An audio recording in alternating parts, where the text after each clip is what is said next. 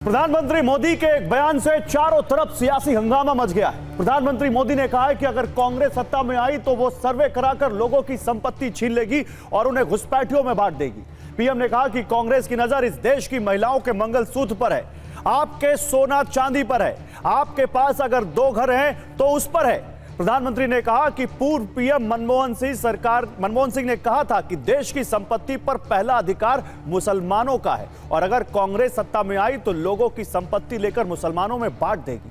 कांग्रेस का कहना है कि प्रधानमंत्री के पास बोलने के लिए कुछ भी नहीं है, इसलिए वो ऐसी बातें कर रहे हैं। क्या सबको 1 लाख रुपए देना और नौकरी की गारंटी देना मुस्लिम लीग का मैनिफेस्टो है? यह कांग्रेस ने पूछा है। देश के प्रधानमंत्री ने झूठ बोला है और चुनाव जीतने के लिए वो हिंदू मुसलमान पर उतर आए हैं, यह कहा है कांग्रेस ने इसकी शिकायत चुनाव आयोग से की है।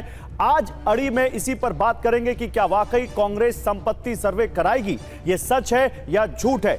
मनमोहन, मैनिफेस्टो, मुसलमान और अब सोना चांदी पर घमासान, इस पर बात करेंगे। लेकिन उससे पहले आपको सुनाते हैं प्रधानमंत्री ने क्या कहा है। पहले जब उनकी सरकार थी उन्होंने कहा था कि देश की संपत्ति पर पहला अधिकार मुसलमानों का है। इसका मतलब ये संपत्ति इकट्ठी करके किसको बांटेंगे? जिनके ज्यादा बच्चे हैं उनको बांटेंगे, घुसपैठियों को बांटेंगे। ये कांग्रेस का मैनिफेस्टो कह रहा है कि वो माताओं बहनों का सोने का हिसाब करेंगे और फिर उस संपत्ति को बांट देंगे और उनको बांटेंगे जिनको मनमोहन सिंह जी की सरकार ने कहा था कि संपत्ति पर पहला अधिकार मुसलमानों का है। ये अर्बन नक्सल की सोच, मेरी माताओं बहनों, ये आपका मंगलसूत्र भी बचने नहीं देंगे। वो सर्वे करना चाहते हैं कि जो नौकरी पेशा वर्ग है, जो कर्मचारी है, यानी किसके पास कितनी जमीन है उसकी भी जांच होगी, व्हीकल कितने हैं उसकी जांच होगी। कांग्रेस इसका सर्वे कराएगी और फिर कांग्रेस कब्जा करेगी। सरकार के नाम पर कब्जा करके आपकी संपत्ति को छीन करके बांटने की बात कर रही है। कांग्रेस यहां तक जाएगी, अगर आपका गांव में पुराना पैतृक घर है, बच्चों के भविष्य के लिए आपने शहर में मानो छोटा फ्लैट ले लिया और अगर पता चला कि आपका गांव में भी एक घर है तो 2 में से 1 छीन लेंगे कि आपको 2 की जरूरत नहीं है, जिसको नहीं उसको दे देंगे। और प्रधानमंत्री ने कल राजस्थान के बांसवाड़ा और आज यूपी के अलीगढ़ में जो कहा, कांग्रेस पर जो ये आरोप लगाए, उस पर कांग्रेस की तरफ से क्या रिएक्शन आया आपको सुनाते हैं, फिर चलते हैं अपने पैनल की तरफ। यही जो आदमी अपनी हिम्मत खो लेता है और जिसके पास बोलने के लिए कुछ मुद्दे नहीं हैं तो ऐसी चीज़ें लाते हैं। अगर उनके पास उनके ठोस मुद्दे हैं, ठोस काम हैं, वो बता सकते हैं, जैसा कि हमने नरेगा का बताते हैं, जो जनता के भलाई के लिए और सबके लिए है। देश के प्रधानमंत्री ने आज फिर झूठ बोला। एक चुनाव जीतने के लिए आप झूठ पे झूठ परोसते चले जाओगे जनता को। चलिए, आपकी गारंटियां झूठी, आपके जुमले झूठे, आपके वादे झूठे। अब देश को हिंदू मुसलमान के नाम पर आप झूठ परोस कर बांट रहे हैं। कांग्रेस के मैनिफेस्टो में कहीं भी, मैं ये चुनौती करता हूं प्रधानमंत्री को, कहीं मुसलमान या हिंदू कोई इस तरह का शब्द हो तो हमें बताएं और यह चुनौती स्वीकार करें, नहीं तो झूठ बोलना बंद करें। कांग्रेस के मैनिफेस्टो में न्याय की बात की है। और इस पर बात करने के लिए मेरे साथ बीजेपी से के शर्मा है, मेरे साथ विनोद सिंह हैं, कांग्रेस के लीडर, और मेरे साथ तस्लीम अहमद रहमानी है, प्रेसिडेंट है आप मुस्लिम पॉलिटिकल काउंसिल ऑफ इंडिया के। आप सभी का स्वागत है। बताइए भाई के शर्मा जी, कहां है कांग्रेस के मैनिफेस्टो में यह लिखा हुआ कि संपत्ति छीन लेगी कांग्रेस? चुनौती दे रही है कांग्रेस आपको, चुनौती स्वीकार करते हैं? हाँ बिल्कुल साहब, बिल्कुल गौरव जी, और तो स्पष्ट है। मैं ये अब अल्पसंख्यक शब्द कहूंगा तो अभी कई लोग यहाँ व्याख्या करेंगे कि नहीं साहब अल्पसंख्यक में फलाना भी होता है, ढिमका भी होता है, ये कई तरह की बातें आएंगी। मैं एक स्टेटमेंट आपको दिखाना चाहता हूँ और वो स्टेटमेंट बाकायदा मनमोहन सिंह जी का है। जिन्होंने उस समय कहा था कि देश की संपत्ति पर पहला अधिकार जो है मुसलमानों का है, स्पेसिफिक कहा था सर, अल्पसंख्यक, मुस्लिम अल्पसंख्यक। और ये टाइम्स ऑफ इंडिया का स्टेटमेंट है, ये गलत है तो बताएं। इसमें लिखा भी है Muslim must have first claim on resources, PM Manmohan Singh. इनका मतलब अल्पसंख्यक का सिर्फ एक धर्म है, एक धर्म विशेष से इनका ताल्लुक है। अब ये मैनिफेस्टो में क्या कहते हैं, ये रिपोर्ट है, एक चैनल का है, नाम नहीं लूंगा। तेलंगाना में अभी राहुल गांधी भाषण दे रहे थे, भाषण देते हुए वहां पर कहते हैं कि अगर कांग्रेस सत्ता में आई तो यह पता लगाने के लिए एक वित्तीय और संस्थागत सर्वेक्षण कराएगी कि देश की अधिकतर संपत्ति पर किसका नियंत्रण है। राहुल गांधी ने कहा कि इसके लिए राष्ट्रीय जाति जनगणना के अलावा वेल्थ सर्वे, संपत्ति के बंटवारे का सर्वेक्षण कराएगी।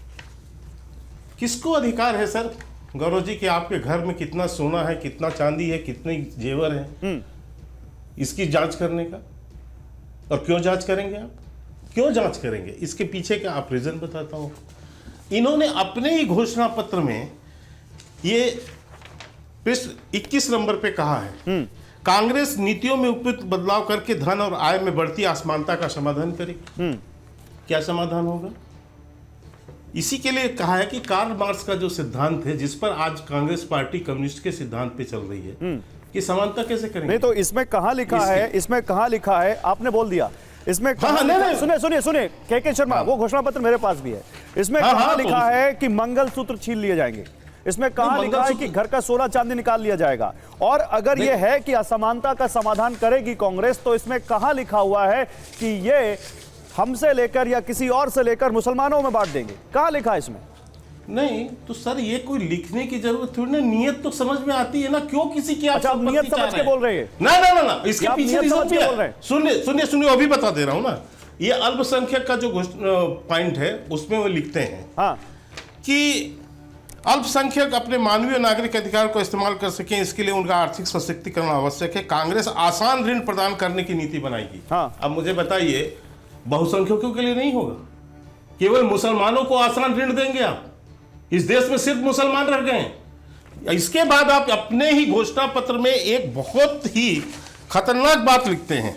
अच्छा, आप कहते हैं इस देश में बहुसंख्यकों का कोई लेना देना नहीं है। ये कितने नंबर पेज पे है? आप इसके निवेदन फर्स्ट में पढ़िए, ये देखिए इसमें क्या लिखा हुआ है। क्या लिखा? संवैधानिक मूल्यों को पृष्ठभूमि में धकेल दिया गया है एवं बहुसंख्यकवाद हावी हो गया है। अब इसके बाद ये अल्पसंख्यक का जो वो है प्रतिवेदन है, जहां से पॉइंट चालू होता है, उसका ये पॉइंट पढ़िए। बहुसंख्यकवाद के लिए देश में कोई जगह नहीं है। 140 करोड़ भारत के अंदर बहुसंख्यक कौन है गौरव जी? इसकी कोई जगह नहीं है इस देश में, सिर्फ मुसलमानों के लिए जगह होगी। नहीं तो आप कहना क्या चाहते हैं? आप एक लाइन बताइए, फिर मैं जा रहा हूं। पूरा घोषणा पत्र, पूरा का पूरा कांग्रेस का घोषणा पत्र, ये सिर्फ मुसलमानों के तुष्टीकरण के लिए कहा गया। ओके, और इसके लिए आप हर स्तर पर गिरने को तैयार हैं। ठीक है। इस देश में इमरजेंसी आपने कांग्रेस ने लगाई, संपत्तियां जब्त किया लोगों का, आप फिर से वही करने वाले हैं क्या? बताइए विनोद सिंह, आपकी नजर मंगलसूत्र पर है, स्त्रियों के। आपकी नजर में मंगलसूत्र भी तो आएगा। सुनिए विनोद सिंह, ये भी सुनिए। के शर्मा, विनोद सिंह का टर्न है। विनोद सिंह, आपकी नजर, आपकी पार्टी की नजर घर में रखे सोना चांदी पर है। आप बहुसंख्यकों से लेकर अल्पसंख्यकों में बांट देना चाहते हैं। बहुत सनसनीखेज आरोप है।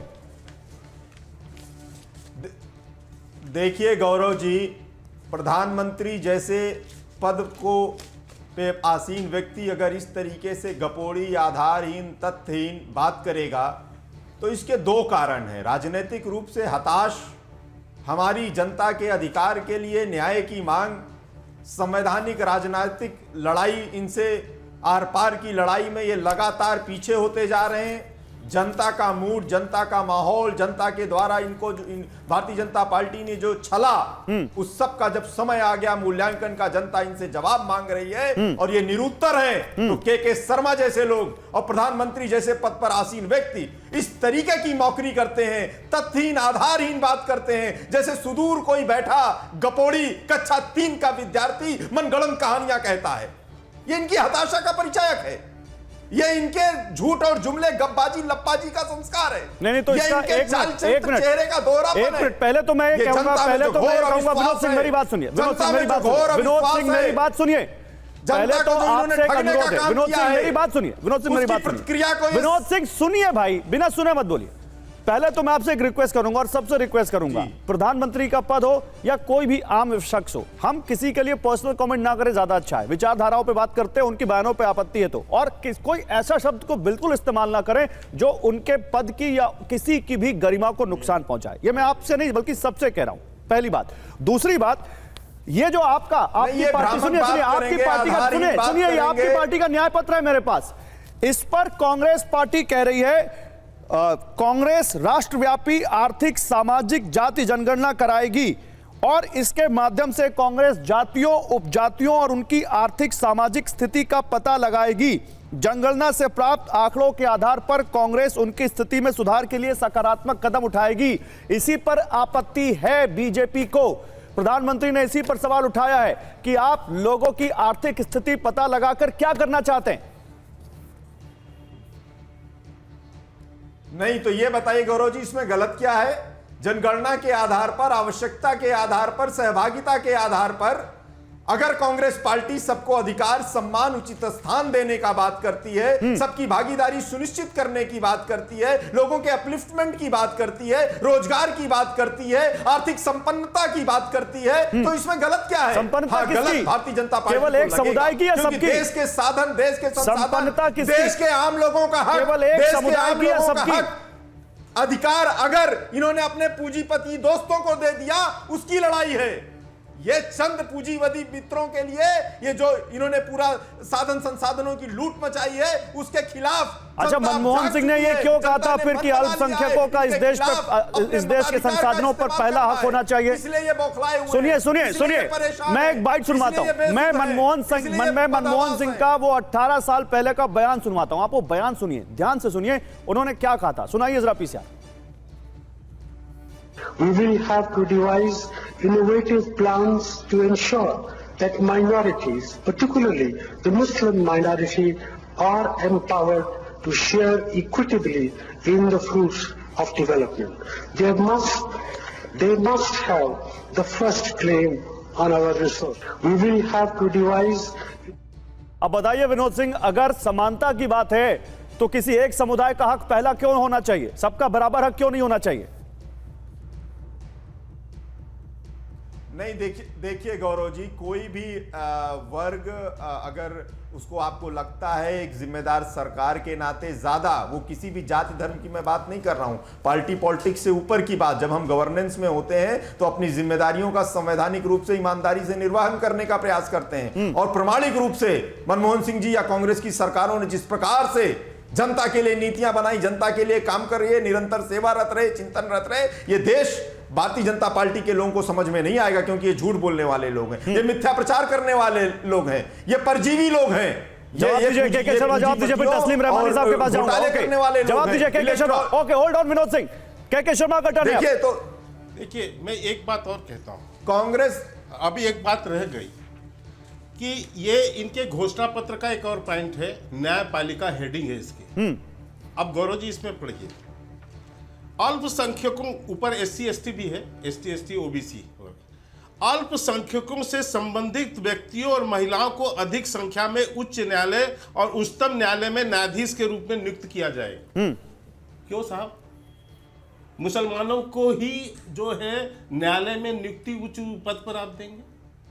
ये धर्म के आधार पर आरक्षण है या नहीं? क्यों देंगे साहब आप? हिंदू को नहीं मिलेगा। ये इसके अलावा इसका प्रमाण है, राहुल गांधी स्वयं, ये इंकलाब अखबार है, इसमें कह चुके हैं, पूरा आर्टिकल है, कांग्रेस पार्टी मुसलमानों की पार्टी है।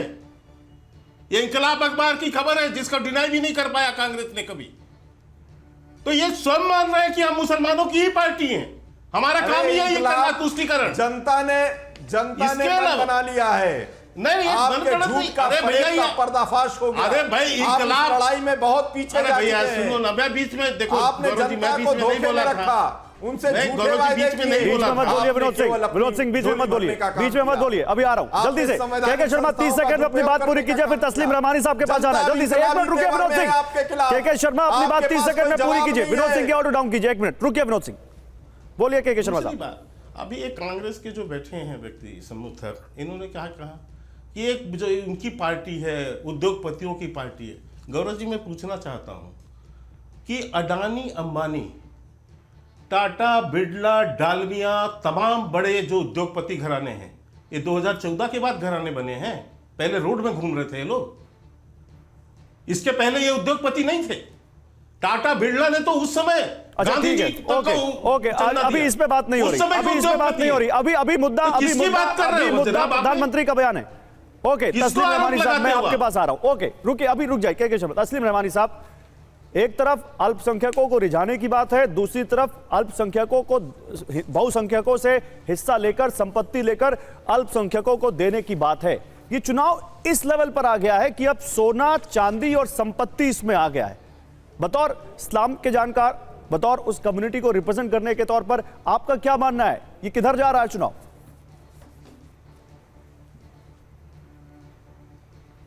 गौरव जी, पहली बात तो ये कि मैं जो कुछ भी कह रहा हूँ ये मेरी इंडिविजुअल ओपिनियन है, ना कम्युनिटी की तरफ से मैं रिप्रेजेंट कर रहा हूँ, ना इस्लाम के जानकार की हैसियत से कर रहा हूँ। तो ये दोनों टैग मेरे ऊपर से तो कम से कम हटा लें।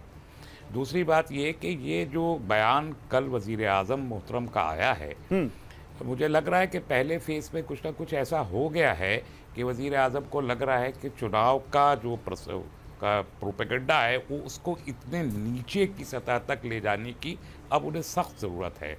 खुसूसन आरएसएस के चीफ का भी जो परसों बयान आया है कि वो अब शताब्दी का अपना एक सदी का 2025 में होने वाला जो जश्न था वो नहीं मनाएंगे। वो बहुत से जानकार ये ले रहे हैं कि शायद बीजेपी इक़्तिदार से बाहर हो रही है, इसलिए अब जो कुछ भी किया जा सकता है वो करने के लिए, यहाँ तो मशहूर है कि बर्फ़ गिरती है तो बेचारे मुसलमानों पर। ये 2006 का बयान मनमोहन सिंह जी साबिक वज़ीर आज़म का, उसके बाद 8 साल कांग्रेस इक़्तिदार में रही, कौन से इस मुल्क के वसाइल पर मुसलमानों का पहला हक हो गया? सब जानते हैं सबसे ज्यादा मार्जिनलाइज कम्युनिटी है। और अगर इस मुल्क में इक्विटी की बात की जाती है कि आपने कहा क्योंकि आप पर्सनल कैपेसिटी पे बैठे हैं, उन्होंने कहा था होना चाहिए, क्या आप भी मानते हैं कि इस देश के संसाधनों पर पहला हक अल्पसंख्यकों का, अल्पसंख्यक मुसलमानों का होना चाहिए?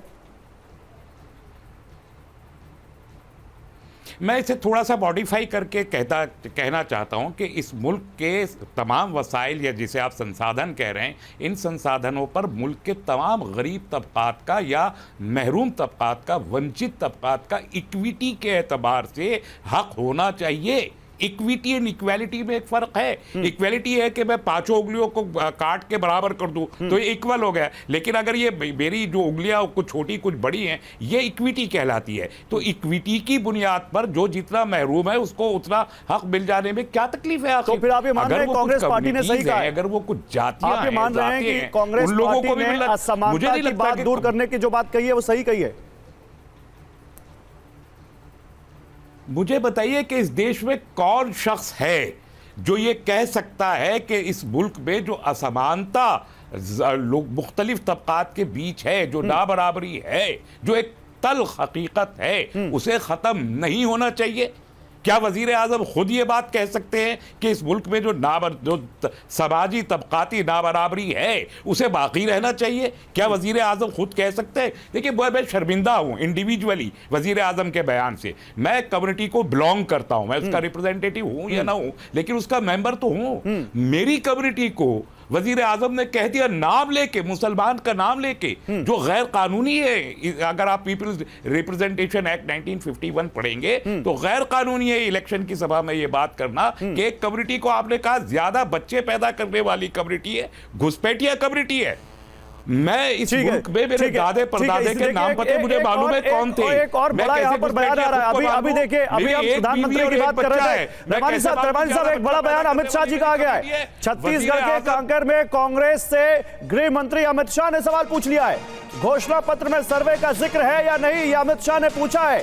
कांग्रेस देश के सामने सच बताए, ये अमित शाह ने पूछा है। वो कह रहे हैं कि सर्वे का जिक्र किया गया है कि नहीं। सुनिए क्या कहा उन्होंने। मैं आज आपको कहने आया हूं, अभी अभी कांग्रेस पार्टी को मिर्ची लगी है। मोदी जी ने उनके घोषणा पत्र में से सबकी संपत्ति का सर्वे करने का कहा है।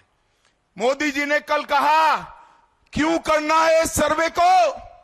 कांग्रेस पार्टी पूरी नरेंद्र मोदी पर सवाल उठा रही है। मैं आज कांग्रेस पार्टी को पूछना चाहता हूं, आपके घोषणा पत्र में सर्वे की बात है या नहीं है? राहुल बाबा देश के नाम में स्पष्ट करे। और मनमोहन सिंह, आपके प्रधानमंत्री ने कहा था संसाधन पर पहला अधिकार माइनॉरिटी का है। अब बताइए विनोद सिंह, मैनिफेस्टो में सर्वे का जिक्र है या नहीं है? बताइए। मैं आ रहा हूं के शर्मा, एक मिनट। देखिए, मेरी बात पूरी नहीं हुई थी। रहमानी साहब मुझे एक मिनट दीजिए, एक रिएक्शन लूं, फिर अभी आपके पास फिर आता हूं, अपनी बात पूरी कर लीजिएगा। पहले विनोद सिंह। देखिए प्रधानमंत्री जी और भारतीय जनता पार्टी ये जनमानस के मूड को भांप के चुनाव में हार देख रही है। इस वजह से ध्रुवीकरण की असफल कोशिश करने का प्रयास कर रही है जनता। लेकिन बहुत जागरूक है, हमारी सम्मानित जनता बड़ी सुधी है, सक्रिय है, जागरूक है, वेल इन्फॉर्म्ड है, तो उसको ये मिसलीड नहीं कर सकते। चलिए ठीक है, ओके। के शर्मा जवाब दीजिए। ओके के शर्मा, दोनों जगह से मालूम है, दोनों जगह से कॉमन रिएक्शन क्या है? एक मिनट विनोद सिंह, एक मिनट। दोनों जगह से कॉमन रिएक्शन क्या है? तस्लीम रहमानी साहब भी कह रहे हैं और विनोद सिंह भी कह रहे हैं कि ऐसा लगता है कि फर्स्ट फेज में आपके लिए कुछ यहां पर चुनौतीपूर्ण फीडबैक है। फर्स्ट फेज में आपको लग रहा है कि कहीं कुछ गड़बड़ हो गया है, इसलिए चुनाव में ध्रुवीकरण करने की कोशिश कर रहे हैं आप। देखिए गौरव जी, मुझे तो हंसी आती है। अभी परिणाम आएंगे 4 जून को, लेकिन मैं आज करोड़ों भारतीय जनता पार्टी के कार्यकर्ताओं को बधाई देना चाहता हूं। हमारा कमल तो आज ही खिल गया। 2024 के लोकसभा का पहला सीट, पहला परिणाम भारतीय जनता पार्टी के पक्ष में आया। अरे उस पर भी सवाल उठ गया है। राहुल गांधी ने बोल दिया है, राहुल गांधी बोल रहे हैं तानाशाह की असली सूरत एक बार फिर देश के सामने है। सूरत की बात कर रहे हैं ना आप, उन्होंने बोल दिया तानाशाह की असली सूरत एक बार फिर देश के सामने। गौरव जी, आप एक मिनट, के शर्मा बोल रहे हैं। आप सुनिए, एक मिनट मेरी बात पूरी सुन लीजिए, इसके बाद आप बोलिए। परिणाम हमने नहीं, एसडीएम हमारे नहीं होते वहां पर। अरे आप 10 साल तक बोलते रहे, आप सुन लीजिए में कहीं जनता के गौरव जी, क्या ये कैसा डिबेट कराना चाहते हैं? अब कैसा डिबेट करा रहे हैं? सर आप ही लोग आपस में कर रहे हैं, मैं तो नहीं बोल रहा उनको बोलने के लिए। रुक जाइए विनोद सिंह, एक मिनट, उनकी बात पूरी हो जाने दीजिए। क्या बात करते हैं विनोद सिंह? एक मिनट, लगातार कितने झूठ विनोद सिंह रुक जाइए। ये पहली बार आए हैं क्या डिबेट में? नहीं भाई, पुराने डिबेट करते हैं। बोलिए। हाँ तो फिर इनको कुछ तमीज होना चाहिए ना, पता होना चाहिए। मैं क्यों पर्सनल क्यों जा रहे हैं के जी? आप बोलिए। क्यों ये बदतमीजी करेंगे? पर्सनल नहीं होता है क्या? आप बोलिए ना, मुद्दे पर आइए। मैं इनके समय नहीं कुछ बोल रहा हूं, तो ये मेरे इस बीच में क्यों बोल रहे हैं? अब मैं कहता हूं कि पहली सीट ही आज जो पहला परिणाम है वही भारतीय जनता पार्टी का कमल खिल गया। अब ये तो विपक्ष आरोप लगाएंगे ही। तो मैं ये कह रहा हूं कि आज मैं तो लाखों दर्शक जो अपने कार्यकर्ता उनको बधाई देता हूं कि 2024 के लोकसभा का पहला जो कमल है वो भारतीय जनता पार्टी के पक्ष में परिणाम आया है। और प्रधानमंत्री मोदी जी को गुजरात सरकार ने, गुजरात अच्छा मुझे एक चीज बताइए के शर्मा, मुझे एक चीज बताइए। दूसरी बात क्या, मेरा सवाल सुनिए। इस देश में क्या भाई का तो जवाब दे, हाँ जवाब दे दीजिए। तस्लीम साहब ने कहा कि साहब हिंदू मुस्लिम ये कौन कर रहा है। तस्लीम भाई, उस दिन भी आपकी आवाज मुखर हो गई होती जब जो है सनातन धर्म को डेंगू, मलेरिया और न जाने क्या क्या समूल विनाश की बात कर रहे थे। तो आप तो बड़े संभावी उसके हैं, तो कम से कम उस दिन आपकी आवाज खुलनी चाहिए। मेरा ट्वीट है, काहे को सनातन को गाली दिया जा रहा है? क्यों चुनाव के समय हिंदू मुसलमान किया जा रहा है? क्यों सनातन क्यों जो है? नहीं, वो जवाब दे रहे हैं आपकी बात पे। के शर्मा वो जवाब दे रहे हैं आपकी बात पे। क्या कह रहे हैं? तीसरी बात, आप असमानता की इसी बात पर रुकिए। तस्लीम रहमानी आपकी इसी बात का जवाब दे रहे हैं। तस्लीम रहमानी दीजिए, फिर मैं अगला पूछ लूंगा। के शर्मा जी, मैं बहुत बैलेंस्ड आदमी हूं और मैं इस मुल्क के हर मजहब का एहतराम करता हूं। मेरा ट्वीट है जिसको आप बयान फरमा रहे हैं, उसी सिलसिले में उसी वक्त मेरा ट्वीट था। आप मेरे ट्वीट्स को निकाल के देख लीजिएगा, आपको अंदाजा हो जाएगा। अभी आप कंडेम कर दीजिए, आप कहिए ना कांग्रेस गलत है, अभी कंडेम कर दीजिए। अभी क्यों मुंह बंद कर रहे हैं? अभी बोलिए। नहीं, कांग्रेस उस समय जो कर रही थी वो गलत कर रही थी। मैं कांग्रेसी नहीं हूं, मैं कांग्रेस मुखालिफ हूं। मुझे ये कहने में कोई हर्ज नहीं है कि मैं कांग्रेस मुखालिफ हूं, लेकिन इसमें क्या तकलीफ है कि इस मुल्क में अगर वंचित लोगों का सर्वे हो जाए? बिहार में हुआ, क्या तकलीफ हो गई है भारतीय जनता पार्टी को? आप ही के कोई तकलीफ नहीं है सर। नीतीश कुमार जी ने यूपी में कहा जा रहा है कि अब करवाएंगे, आप भी करवाइए। तो अगर सर्वे करवाने की कोई बात कर रहा है तो बहुत अच्छी बात है, इसको तो अप्रिशिएट करना चाहिए कि सर्वे होगा तो मैं जवाब देना चाहता हूं। लोग वंचित मैं जवाब के देना बारे में चाहता हूं। मालूम होना चाहिए ना। जवाब दीजिए, आप शर्मा, जवाब बीपीएल से दीजिए। बाहर मैं जवाब देना चाहते हैं, हम भी चाहते हैं देश से बीपीएल से सब लोग बाहर आए और सब संपन्न हो, तो इसमें तकलीफ क्या है? इसको आप मुल्क से बगावत कैसे करार दे सकते हैं? आप मैं ऐसे बताता पेश हूं। कर रहे मैं हैं बताता हूं। ये बात है कि मुल्क से बगावत। मैं बिल्कुल जवाब दे रहा हूं साहब। आपका उदाहरण अच्छा है, आप उंगली बरोबर काट के बरोबर करना चाहते हैं, मैं समझता हूं। ये आपने जो अभी उदाहरण दिया कि उंगली काट के, मैं समझता हूं, लेकिन हमने कब नहीं, आप देखिए आप तोड़िए बात। आप अगर नहीं समझते इक्वल और इक्वालिटी में फर्क नहीं समझते तो आपको इशारे से समझाया जाएगा ना। हाँ, तो इशारे से समझा रहे हैं आपकी। हाँ, सारी फैलाना चाहते हैं तो आपकी तो यही फ्रस्ट्रेशन जाहिर होता है। आप अगर इक्वालिटी एंड इक्विटी का फर्क नहीं समझ पा रहे या वजीर आजम महोदय नहीं समझ पा रहे कि इक्वल और गौरव जी, मुझे मेरे समय पर क्यों बुलवा रहे हो आप? ऐसे तो कैसे चलेगा भैया?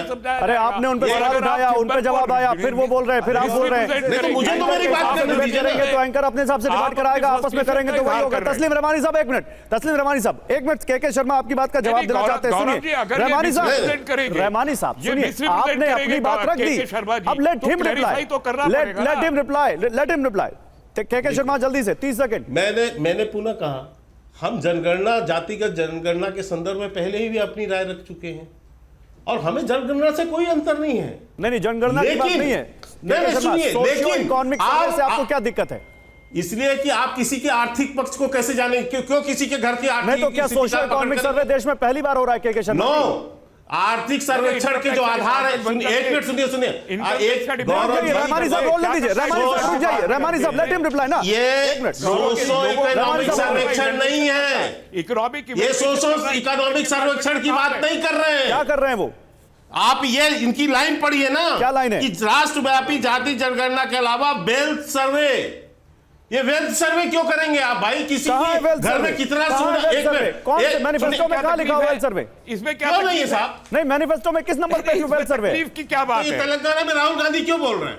एक मिनट रुकिए, मैनिफेस्टो में किस नंबर पेज पे वेल्थ सर्वे लिखा हुआ है? नहीं, इसमें क्यों कह रहे हैं कि तेलंगाना में भाषण दिया है ना? नहीं, मैनिफेस्टो में कहां लिखा हुआ है सरकार? मैनिफेस्टो में कहां लिखा हुआ है कि वेल्थ सर्वे? अरे भाई, तो राहुल गांधी की बोली का कोई समर्थन वो नहीं है, वैल्यू नहीं है। राहुल गांधी ऐसे रोड छाप है क्या? राहुल गांधी रोड छाप है, कुछ भी बोल जाएंगे। वेल्थ इवैल्यूएशन नहीं करता क्या? ये गैर कानूनी है? आप सुनिए, क्या ये गैर कानूनी है? भाई मुझे बात तो करने दीजिए। नहीं, के शर्मा को बोलने दीजिए, बोलने दीजिए। तस्लीम रहमानी बोलने दीजिए। तस्लीम रहमानी रुकिए, अभी बोलिएगा। के शर्मा, अच्छा अपनी बात पूरी कर लीजिए, फिर अभी तस्लीम रहमानी के पास जाऊंगा। विनोद सिंह, एक मिनट। के शर्मा, आपकी बात अब कोई नहीं टोकेगा, बोल लीजिए जितना बोलना है 30 सेकंड में। मैं बिल्कुल बोलता हूं सर, मैं ये कह रहा हूं, पहले भी सर्वे होते रहे हैं, उसमें भी आधार पूछे गए हैं कि आप 5 लाख से 10 लाख की क्राइटेरिया के बीच आते हैं क्या, आप इसके बीच आते हैं क्या, यह पूछा जाता है। ये थोड़ी ना होता है कि आपके घर में कितना सोना है, कितना चांदी है, कितना आपके पास संपत्ति है, कितने घर है, कितने मकान है, कितने गाड़ियां हैं आपके पास। नहीं तो ये डिटेलिंग कहां से आ रही है आपके पास? घर की संपत्ति क्यों ले लेंगे? ये डिटेलिंग कहां से आ रही है आपके पास?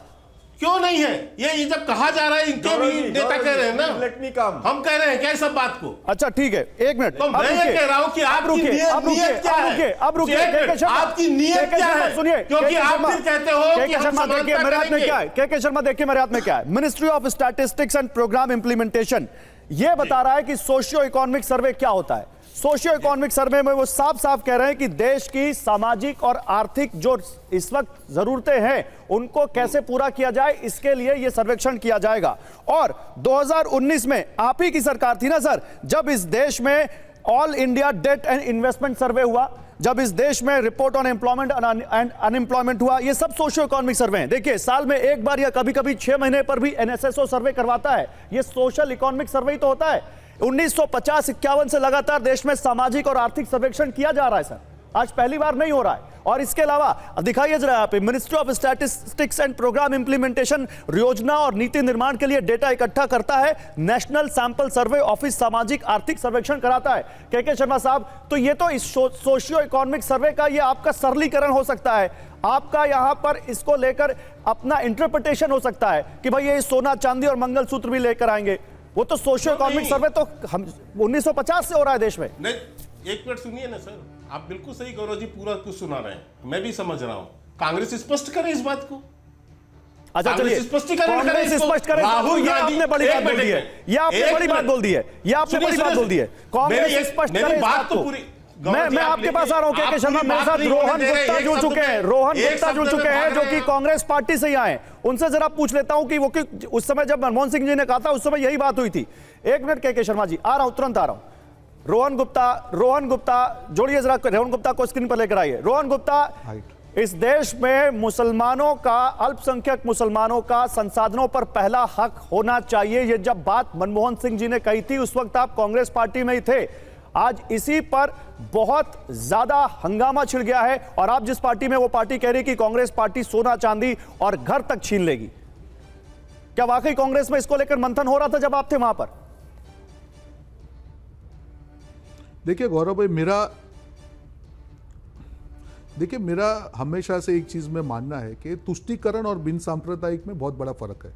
और ये फर्क जो कांग्रेस पार्टी, आज की जो कांग्रेस पार्टी है, कहीं ना कहीं ये फर्क को भूल गई है और इसीलिए जो लेफ्टिस्ट मानसिकता है उससे ग्रस्त होकर इस प्रकार की बातें करती है।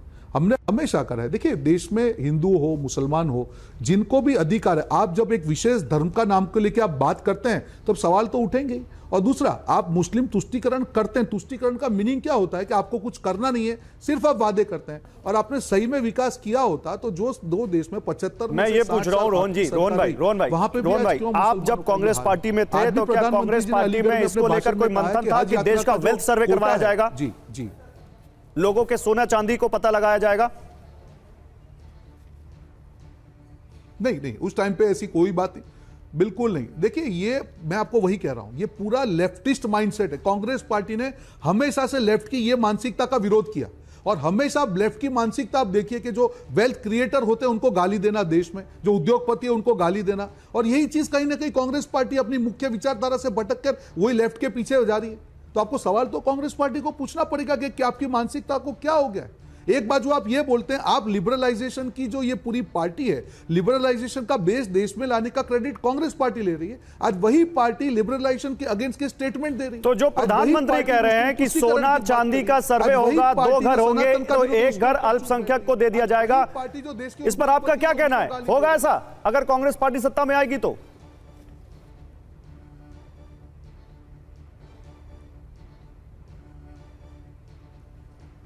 देखिए गौरव जी, मेरा ये कहना है कि जो भी ये सवाल है आपको कांग्रेस पार्टी को पूछना चाहिए। मेरा मुद्दा ये है कि जब आप किसी भी धर्म को लेकर तुष्टीकरण की बात करते हैं तब लोगों में सवाल तो उठेंगे। आज मोदी जी ने यह कहा कि 4 धर्म क्या है, महिला हो गए, युवा हो गए, किसान हो गए और गरीब आदमी। आप उनकी बात कीजिए ना, उसमें जो भी धर्म के हमारे भाई बहन हो उसके लिए योजना बननी चाहिए, उसका लाभ लीजिए ना। आप जब एक की बात करते हैं तब दूसरी जगह सवाल आप ही खड़े कर रहे हैं। वोट बैंक की पॉलिटिक्स नहीं होनी चाहिए, देश को बांटना बंद कर देना चाहिए। जो भी देश की विचारधारा में जुड़े सारे, क्या बड़े उद्योगपति मुसलमान? बहुत शुक्रिया रोहन गुप्ता आपका हमारे साथ जुड़ने के लिए। के शर्मा की बात अधूरी रह गई थी। के शर्मा, देखिए यहां पर बात साफ है कि कांग्रेस पार्टी में पहले तो ऐसा कुछ नहीं था। रोहन गुप्ता अभी आप ही के साथ शामिल हो गए ना, वही कह रहे हैं, तो अब ऐसा क्या हो गया? नहीं, वो तो स्पष्ट है ना। लगातार पहले तो ये सनातन धर्म को गाली नहीं बका इन्होंने, ठीक है, भगवान राम के अस्तित्व पे प्रश्न उठाया, लेकिन उस समय भी किनके बहकावे पे उठाया? क्यों राम जन्मभूमि का विरोध कर रहे थे लोग? लेकिन अब तो आप प्योर लेफ्टिस्ट जो है मानसिकता के आधार पर, अब मैं आपको उदाहरण देता हूं आपके चैनल पे, इसी गठबंधन का एक बहुत महत्वपूर्ण दल वो अपनी मैनिफेस्टो में लिखता है कि यदि हम सरकार में आएंगे तो देश के सारे परमाणु हथियार को समाप्त कर देंगे, दरिया में डाल देंगे। अरे चीन परमाणु संपन्न राष्ट्र है, पाकिस्तान परमाणु संपन्न राष्ट्र है, और भारत जो परमाणु संपन्न राष्ट्र है, इसकी सारी परमाणु शक्ति को समाप्त कर देंगे। और उसके साथ जो है कांग्रेस पार्टी हाथ मिला के चुनाव लड़ रही है। क्यों नहीं विरोध कर रही है? हम तो 2 बार 3 बार इनसे पूछ चुके कि आप जवाब दीजिए, आपकी क्या राय है? देश की परमाणु शक्ति को आप ऐसे बर्बाद अभी कर देंगे परमाणु पर नहीं जाता, अभी समय कम है, अभी इसी पर रहते हैं। गौरव जी ये किस आपने पूछा लेफ्टिस्ट विचारधारा, हाँ। मैं इसलिए आपको कह रहा हूं ये सीपीएम का मैनिफेस्टो। ठीक है, एक मिनट, आप समय कम है, 20 सेकंड में विनोद सिंह, 20 सेकंड में, उसके बाद यही तस्लीम साहब। लेफ्टिस्ट जो ओके, है जवाब दीजिए, उसी विनोद सिंह, मानसिकता 20 से सेकंड। कर रहे हैं। विनोद सिंह जवाब दीजिए जल्दी से, 20 सेकंड। देखिए गौरव जी कितना दुर्भाग्यपूर्ण है। मैं बड़े आदर पूर्वक अपने भाई शर्मा जी को, ये इनकी स्वयंभू जानकारी पर और ये सीरियस जनता के सामने सीरियस परीक्षा में ये कुंजी से गेस्ट पेपर से काम चलाने में माहिर हैं और ये करना चाह रहे हैं, लेकिन इस पे इनकी दाल गलने वाली नहीं है। ये सोशियो इकोनॉमी सर्वे के खिलाफ है, ये जनता की भागीदारी के खिलाफ है, ये उपेक्षित वंचित वर्ग को किस प्रकार से उनको सरकार के माध्यम से आगे लाया जाए, अपलिफ्टमेंट किया जाए, उनको भारत के भविष्य में कितनी भागीदारी सुनिश्चित कराई जाए, उसके खिलाफ है। तो देखिए ठीक है, अब तस्लीम जी करनी का स्पष्ट अंतर सामने है। तस्लीम जी, तस्लीम रहमानी, ओके, समय कम है। तस्लीम रहमानी साहब, 20 सेकंड। तस्लीम रहमानी साहब, क्या चुनाव में इसका असर दिखेगा? सिंपल सवाल है सर, सीधा जवाब, क्या चुनाव में इसका असर दिखेगा जो ये हिंदू मुसलमान और जिस तरह से बात हो रही? देखिए पहली बात तो ये कि मुझे वजीर आजम साहब ने मायूस किया और शर्मिंदा किया बहैसियत मुसलमान, जो कि मैं यहाँ पर एक सबसे बड़ी माइनॉरिटी हूँ, और उसको मेरा नाम लेके ये बातें कही, शर्मिंदगी महसूस हुई कि मेरे मुल्क का वजीर आजम मुंह खोल के कह रहा है। सर तो उस समय नहीं आप शर्मिंदा हुए थे जब कहा गया था कि पहला हक अल्पसंख्यक मुसलमानों का होना चाहिए? उस समय नहीं, आखिरी सर्वे का नाम लेके बीजेपी चढ़ गया, उसमें तो सीधा चौड़ा हो वजीर आजम को माफी मांगनी चाहिए। कांग्रेसियों ने कहा कि पहला हक है, वजीर आजम को बयान वापस लेना चाहिए। सर मनमोहन सिंह के बयान पर आपका क्या रिएक्शन है? समय नहीं है सर, मनमोहन सिंह के बयान पर क्या रिएक्शन है? उस समय जब उन्होंने कहा था तब भी आप शर्मिंदा थे? नहीं, मनमोहन सिंह के बयान पे भी कोई अमल दरामद नहीं हुआ। 8 साल रह लिए, आप शर्मिंदा हुए या नहीं ये बताइए। साबित हुआ शर्मिंदा हुए या नहीं रहे, उसके बाद शर्मिंदा हुए थे या नहीं हुए थे ये बताइए। मुखालिफ नहीं हूं मैं, मुखालिफ हूं तुष्टीकरण का।